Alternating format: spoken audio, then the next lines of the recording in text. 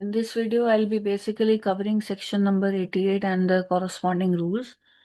Section 88 basically talks about register of members. पहला subsection इसका ये बोलता है कि हर कंपनी को member every company has to do this. It has to keep and maintain the following registers in such form as may be prescribed. तो कौन कौन से रजिस्टर्स उनको मेंटेन करने हैं? रजिस्टर ऑफ मेंबर्स मेंटेन करने हैं जिसमें इक्विटी और प्रेफरेंस दोनों को अलग अलग मेंशन करना है. और स्पेशली अगर कोई भी इक्विटी और प्रेफरेंस शेयर जो मेंबर ऐसा है जो रिसाइडिंग आउटसाइड इंडिया है या इन इंडिया है तो उसको बाइफरकेट करके बताना है. Then debenture holders register that also has to be maintain. Any other security holders that register that also has to be maintain. With electronic filing and all that, now we have certain enabling provisions. First, you try to envisage them as physical registers and then go on for electronic mode.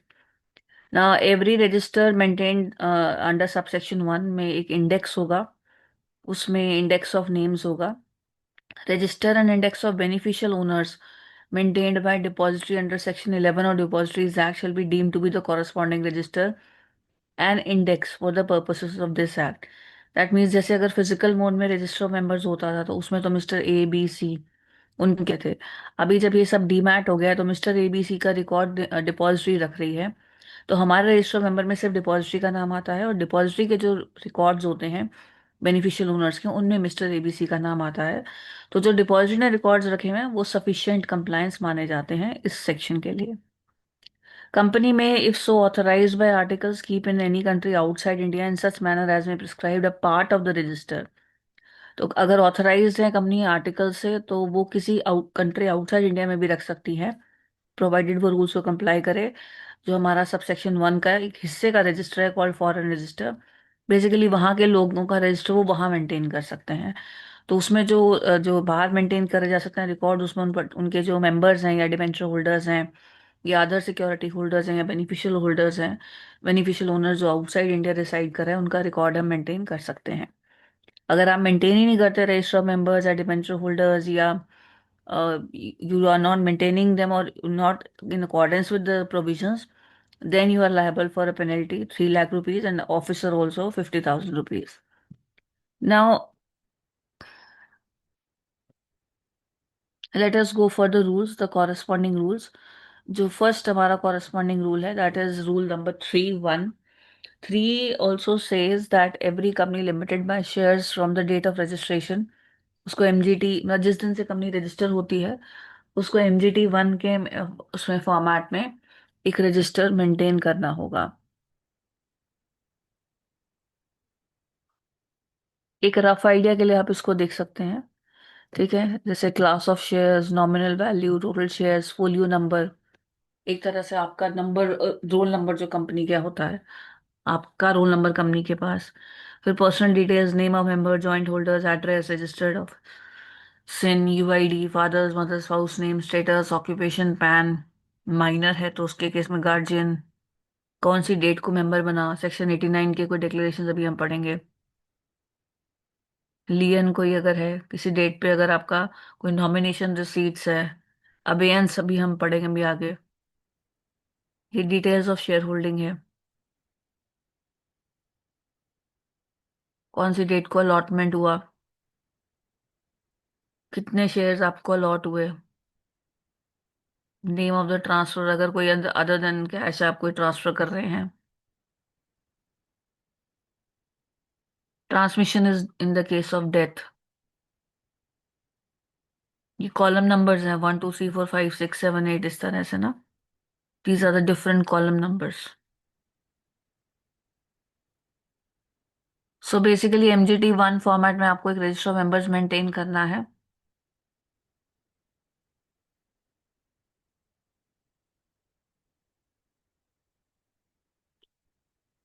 Now, in case a company was existing on the commencement of this act, the particulars as available in the register of members mentioned under the Companies Act 56 shall be transferred. तो जो 2013 वाले act के बाद जो companies पुराने act से continue कर रही हैं उनको उस एक्ट में जो पर्टिकुलर्स उन्होंने मेंटेन करे हुए थे वही उनको आगे ट्रांसफर करने थे एमजीटी 1 में. और जो एडिशनल इन्फॉर्मेशन इस न्यू एक्ट में मांगी गई है वो बोला है कि वो भी इन्होंने धीरे धीरे करके इसको ऐड करते जाएं जैसे जैसे उसकी इंफॉर्मेशन आती जाए। In case of a company not having share capital, register of members will also contain the following particulars. अगर आपके नॉट हैविंग शेयर कैपिटल है तो आपके जो मेंबर्स हैं उनका नेम, एड्रेस, अगर आपका ये जो मेंबर है कंपनी है या बॉडी कॉर्पोरेट है तो उसका registered office address, email address, permanent account number, CIN, unique ID number अगर if any, then father, mother, spouse name, occupation, status, nationality in case member is a minor, name of the guardian, date of birth of the member, अगर minor है तो आपका guardian और उसका date of birth, name and address of the nominee, then date of becoming member, date of cessation, amount of guarantee, क्योंकि अगर not having share capital तो हो सकता है गारंटी कंपनी हो तो उनका कोई गारंटी कैपिटल है, कोई और interest, instructions if any given by the member with regard to sending of notices, तो अगर मेंबर ने कोई इंस्ट्रक्शंस दी है नोटिस के लिए तो वो आपको बतानी है।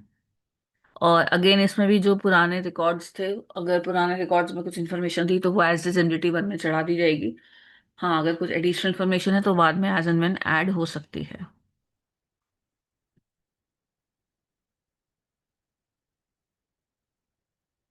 सो बेसिकली जो रजिस्टर ऑफ मेंबर्स हैं वो आपकी इंफॉर्मेशन प्रोवाइड करेंगे जो एमजीटी वन में है।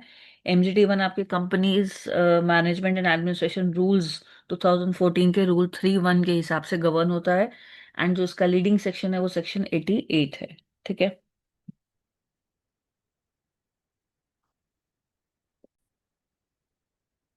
There are some small provisions जो पुराने केसेस हैं जो हमारे ऊपर अभी भी एप्लीकेबल हो सकते हैं। एक तो ये है कि अगर कोई लियन है शेयर्स पे तो वो आपको रजिस्टर मेंबर्स में बताने की जरूरत नहीं है।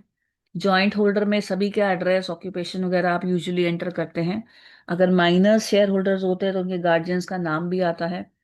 Register is prima facie evidence of any matter directed और authorised by the act to be inserted therein as per section 164 of the previous act. तो बेसिकली रजिस्टर जो है ये कंक्लूसिव नहीं होता है। ठीक है, आप मतलब इसका कहने का मतलब कि कंक्लूसिव नहीं होता का मतलब ये है कि अगर मेरा नाम रजिस्टर मेंबर में आ गया है तो आप कभी भी चैलेंज कर सकते हो ये बोलकर कि इन्होंने अपना नाम गलती से चढ़ा लिया है या इनका नाम गलती से चढ़ गया है।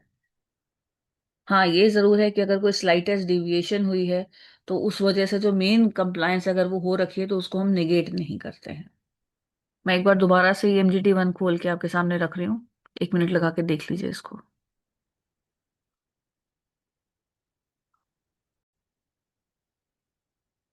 डब्ल्यू की एंड सन्स 1902 में ये था कि कंपनीज, जो मैंने अभी बोला भी था कि companies not entitled to enter in the register of members any statement regarding the company's lien on shares. तो इसमें ये होता था कि बेसिकली अगर कंपनी का कोई लियन ऑन शेयर्स होता है, क्योंकि कंपनी ही आपके शेयर्स रोक के बैठेगी, हो सकता है अगर आपने पेमेंट ना करी हो, तो पहले वो एंटर नहीं होता था। अभी ये इस रजिस्टर ऑफ मेंबर्स में जो नया वाला है उसमें ये ऐड कर दिया गया है। देन कोई भी dividend mandates, power of attorney वगैरह जो भी इंस्ट्रक्शंस हैं वो भी आज जैसे आप इंस्ट्रक्शंस कॉलम में देख पा रहे हैं। और शेयर होल्डिंग में जैसे वो कह रहे हैं अलॉटमेंट नंबर या ट्रांसफर नंबर, मतलब किस अलॉटमेंट के थ्रू या किस ट्रांसफर के थ्रू आपने शेयर्स होल्ड करे, कौन सी डेट को आपको शेयर्स अलॉट या ट्रांसफर हुए, फिर कितने शेयर्स आपको अलॉट या ट्रांसफर हुए, डिस्टिंक्टिव नंबर बताना है आपका जैसे कि 10 to 20, 10 to 30। फिर folio number of transferor if applicable, तो जिसने आपको ट्रांसफर करे उसका फोलियो नंबर क्या था, उसका ट्रांसफरर का नाम क्या था। फिर डेट ऑफ इशू और एंडोर्समेंट ऑफ शेयर सर्टिफिकेट, किस दिन आपको शेयर सर्टिफिकेट इशू करा गया, सर्टिफिकेट का नंबर क्या था, कोई लॉक इन पीरियड अगर है कि तब तक शेयर ट्रांसफर नहीं करने, अमाउंट शेयर्स पे कितना पेबल है, पेड या डीम टू बी पेड है या ड्यू है, एंड अगर अदर देन कैश है तो उसके पर्टिकुलर्स भी आपको देनी है। फिर transfer, transmission, four feature, redemption वगैरह की कोई डेट है, अगर आप ट्रांसफर कर रहे हो या आपको कोई ट्रांसमिशन का मतलब थ्रू ट्रांसमिशन आपको कोई और शेयर्स मिल रहे हैं या फोरफीट हो रहे हैं आपके शेयर्स या कोई रिडेम्पशन है प्रेफरेंस शेयर्स का, तो वो आपको बताना है। कितने नंबर ऑफ शेयर्स आपके ट्रांसफर, ट्रांसमिट, फोरफीट और रिडीम हो रहे हैं, उनका distinctive number, folio number of transfer, अगर आप ट्रांसफर कर रहे हैं किसी को उसका नाम क्या है, आपके पास कितने शेयर्स बच रहे हैं after everything transfer, transmission etcetera, and any remarks and then authentication. So this is how the things are going to proceed in this.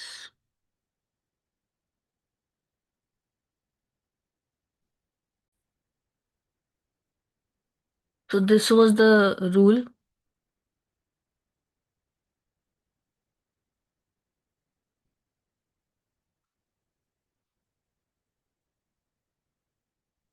And this was the section. Okay, अब हम चल रहे हैं सेक्शन 89 की तरफ। बट 89 का जो हमारा सेक्शन है, उससे पहले मैं एक बार जो companies management and administrative rules 2014 का रूल 4 है वो भी आपको बताना चाहूंगी। कि वो ये कहता है कि for the purpose of section 88(1)(b), जैसे आप रजिस्टर ऑफ डिबेंचर होल्डर्स यहाँ देख पा रहे हैं, और सी यानी register of any other security holders के लिए, every company which issues or allots debentures or other security shall maintain a separate register of debenture holders or other security holders। और वो जो रजिस्टर मेंटेन करेगा वो MGT 2 में करेगा। तो आपका जो मेन था वो MGT 1 था, जो आपका फर्स्ट वाला है, इक्विटी ऑफ रेफरेंस वाला। और डिबेंचर होल्डर्स या अदर सिक्योरिटी होल्डर्स वाला MGT 2 में जाएगा। और रूल 5 जो है वो ये कहता है कि आप किस तरीके से एंट्रीज को रिकॉर्ड करेंगे। तो to be on the safe side में ये सारे जो मैनेजमेंट एडमिनिस्ट्रेशन रूल्स हैं ये एक बार आपके सामने स्क्रीन पे शेयर करके एक बार वो भी आपको एक्सप्लेन कर देती हूँ। As you can see companies management administration rules हैं ये।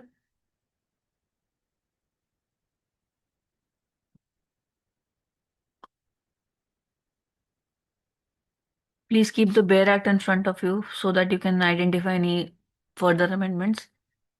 As of now every company limited by share, जैसे उन्होंने देखा MGT 1 ये वाला हम ऑलरेडी कर चुके हैं, ठीक है। दिस रूल 3 भी हैव ऑलरेडी डन। रूल 4 में MGT 2 मैंने आपको बता दिया। रूल 5 में क्या कह रहे हैं वो देखिए अब आप। इसको एक बार 2 मिनट लगा कर रीड कीजिए। आई गो फर्दर। तो बेसिकली जो रजिस्टर्स हैं under clause A B C of 88(1) उनको आपने कैसे मेंटेन करना है। एक तो जो एंट्रीज हैं रजिस्टर में जो आप सेक्शन 88 में मेंटेन कर रहे हो, उसको आपने 7 डेज के अंदर अंदर एंटर करना होता है after the board of directors या फिर उसकी ड्यूली कॉन्स्टिट्यूटेड कमिटी अप्रूव करती है अलॉटमेंट और transfer of shares.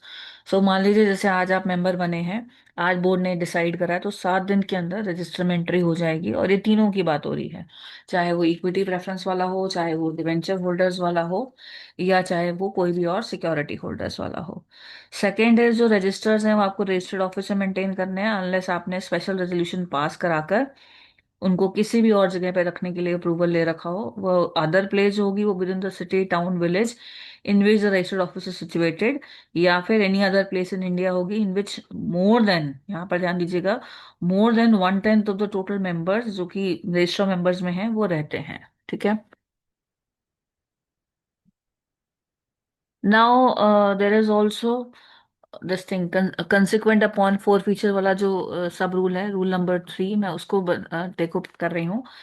Four feature buyback, reduction, subdivision, consolidation, cancellation, sweat equity, transmission या shares issued under scheme of arrangement, merger, reconstitution और employ stock option और any such scheme provided in this act, और by issue of duplicate और new share certificate और new debenture और other security certificates.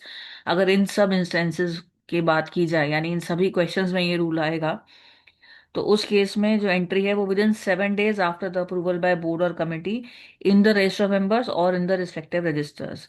तो ऊपर वाला तो प्रॉपर जो था वो आपके शेयर इशू हुआ, जैसे मान लो अगर शेयर अलॉटमेंट होती है तो फर्स्ट सब रूल में चला जाएगा।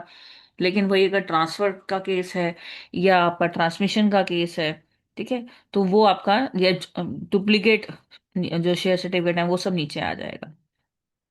ट्रांसफर भी ऊपर चला जाएगा। ये फोर फीचर से ले लीजिएगा। Forfeiture buyback, reduction, subdivision, consolidation, cancellation, sweat equity, transmission, scheme of arrangement, merger, reconstitution, employ stock option, कोई भी और scheme, duplicate share, new share certificate, new debentures और other security certificates, entry shall be made, ठीक है।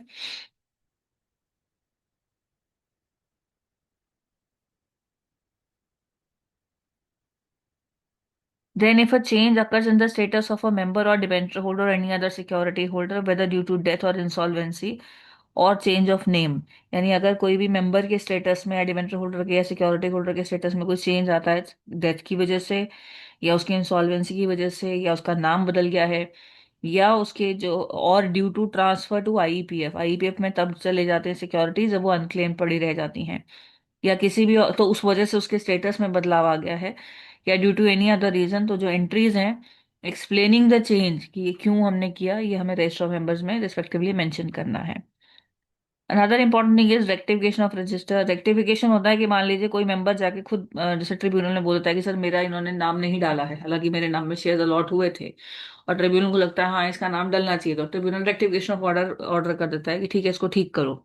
तो अगर कोई rectification आप करते हैं सेक्शन 88 के अंडर, जब कोई कॉम्पिटेंट अथॉरिटी उसका कोई प्रॉपर अथॉरिटी अप्रूवल या कोई ऑर्डर पास करती है, तो उस ऑर्डर का जो रेफरेंस है वो भी आपको रिस्पेक्टिव रजिस्टर में इंडिकेट करना है।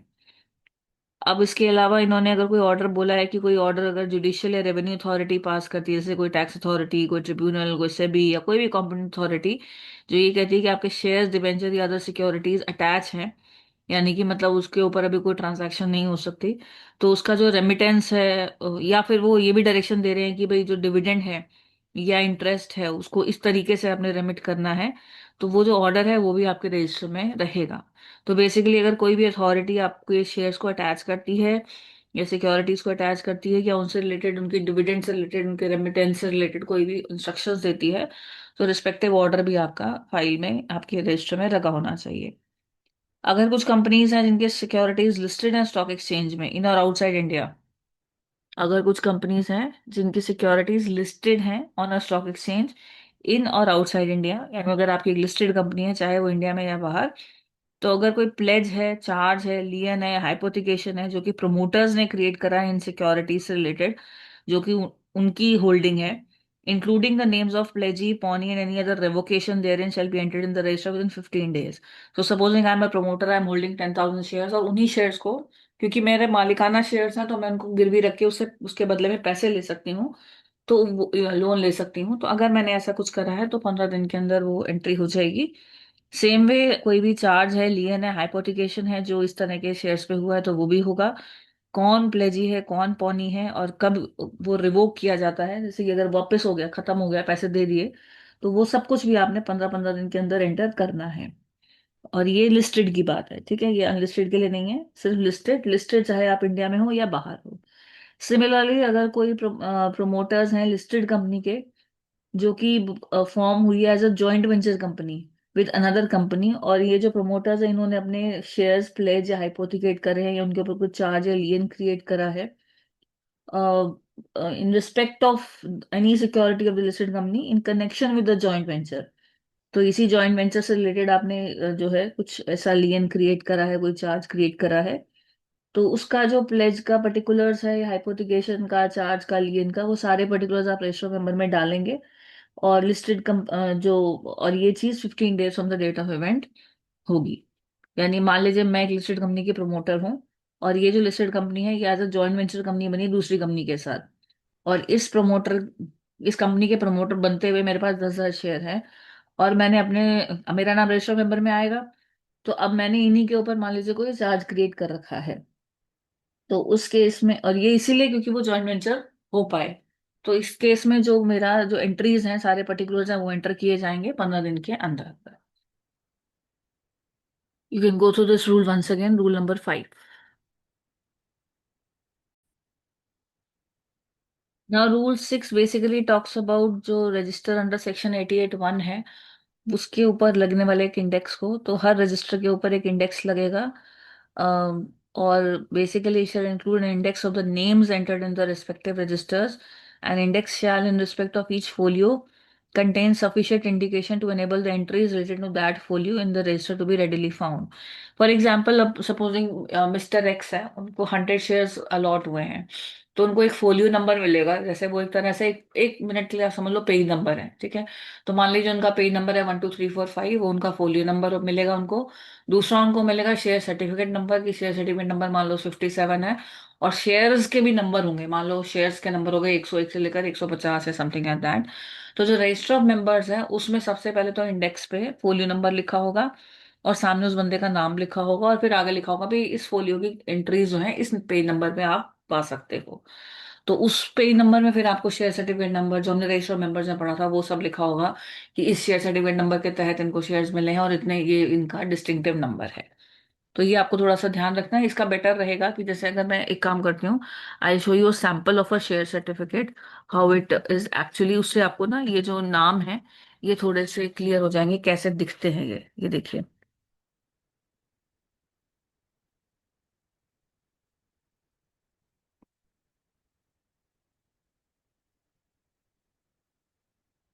जो शेयर सर्टिफिकेट पे लिखा होता है बेसिकली हमारा रजिस्टर ऑफ मेंबर्स है, वही टर्म्स यूज होती हैं। सिर्फ उनकी जो प्लेसिंग होती है वो थोड़ी सी डिफरेंट होती है, क्योंकि जो फोलियो नंबर है वो आपका इंडेक्स में ही आ जाएगा, और बाकी सब जो आपकी डिटेल्स हैं वो आपके रजिस्टर ऑफ मेंबर्स में चली जाएंगी। ठीक है, ये देखिए, ये जैसे रजिस्टर्ड फोलियो नंबर है, डिस्टिंक्टिव नंबर है, इस तरीके से आपका शेयर सर्टिफिकेट बनता है।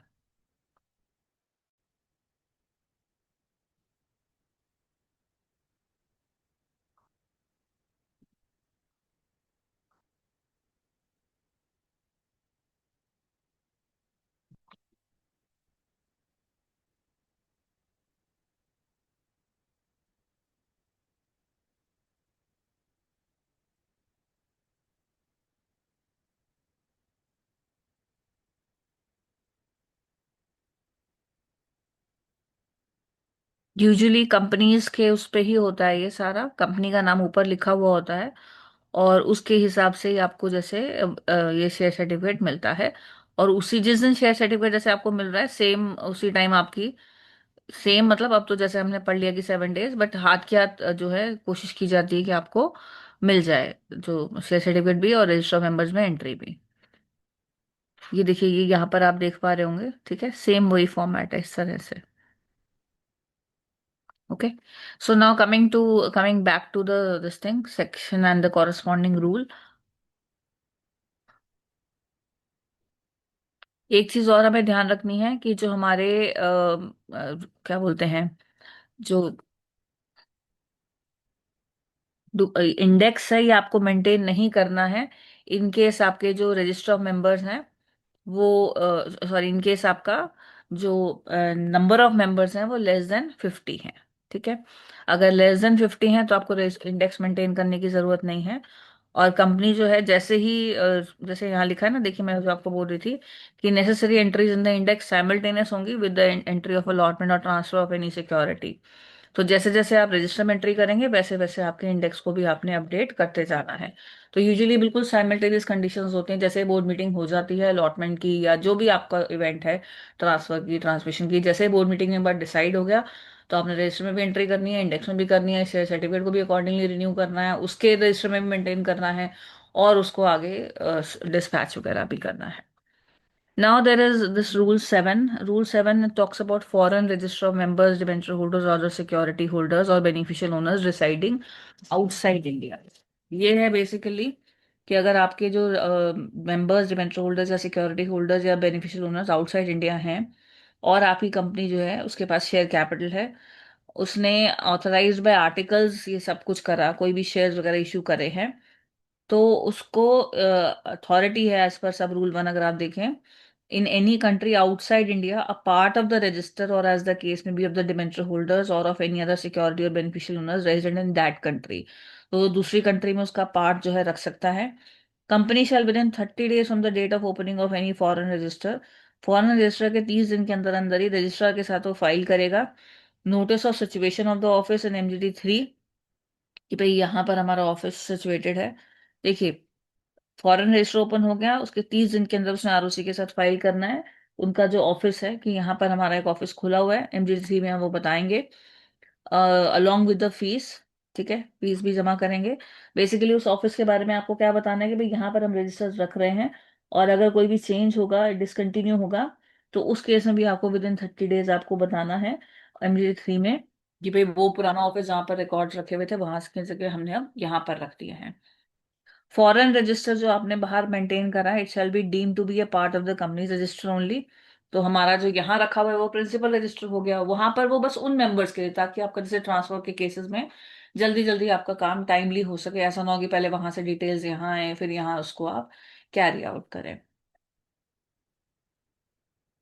सो this is foreign register shall be deem to be a part of this and principal register, and the foreign register shall be in the same format as that of principal register.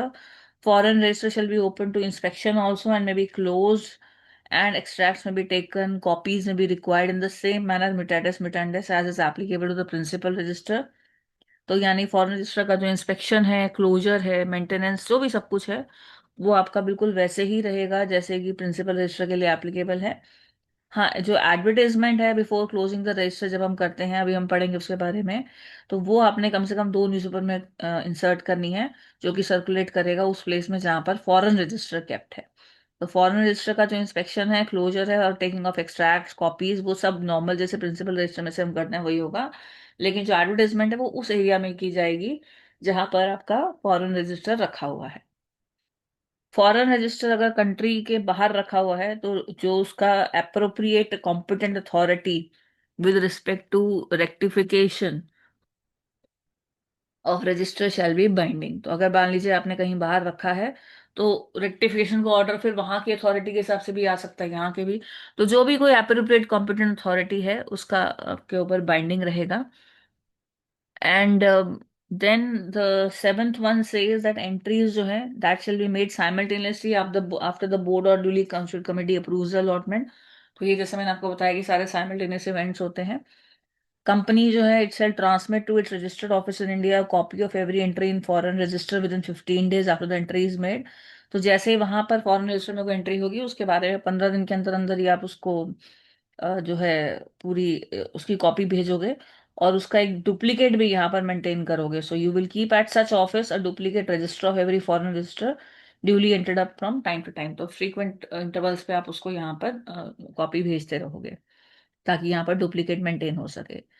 जो duplicate register यहाँ पर है, जैसे foreign में मान लीजिए 50 लोग हैं और यहाँ पर 200 लोग हैं, तो 200 + 50 पूरा आपका एक प्रिंसिपल रजिस्टर ही माना जाएगा, जिसमें से प्रिंसिपल का जो ओरिजिनल फॉर्म है वो यहाँ वालों का होगा और वहाँ वालों का डुप्लीकेट का फॉर्म होगा।